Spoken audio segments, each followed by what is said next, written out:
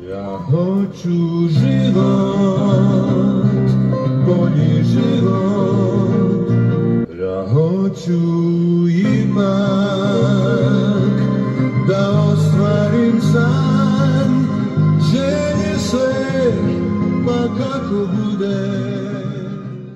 Gdje je potrošen porodni novac namijenjen za sprečavanje elementarnih nepogoda, kao i zbog čega se tako dugo čekalo da se sredstva doznače općini?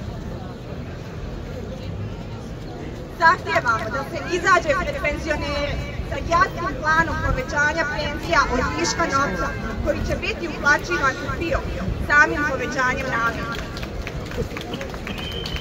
Zahtijevamo izvještaj o radu i funkcionisanju javnog preduzeća Grijanje Zenica. Zahtijevamo pojačan broj kadrova psihološke i pedagoške struke u osnovnim i srednjim školama, a u svrhu prevencije istog. Očekujemo od Centra za socijalni rad da aktivno surađuje sa porodicama po prijavi škole ili nekog trećeg lica. Zahtijevamo da se prestane sa političkim obračunavanjem za izgradnju nove bolnice, a preko leđa građana. Gospodo, dogovorite se i dajte nam rok i uslov. To je zajednički interes. Danas ustali za ljepše i pravednije društvo. Polako, ovo je šetnja. Nikuda ne žurimo. Treba će vremena da se stvari isprave u ovoj zemlji.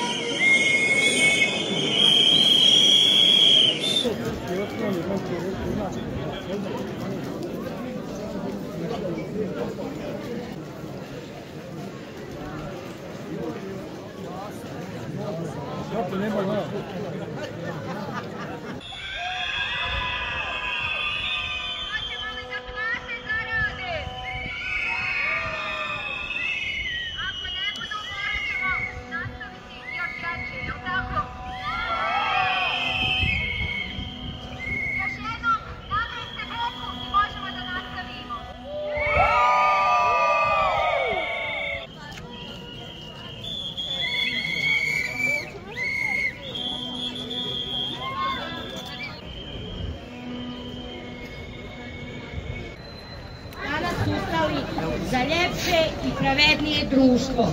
Naredni protestni skup će dostaviti rokove i još cjelovitije zahtjeve. Do tada vas pozdravljamo i srešćemo se na ulici.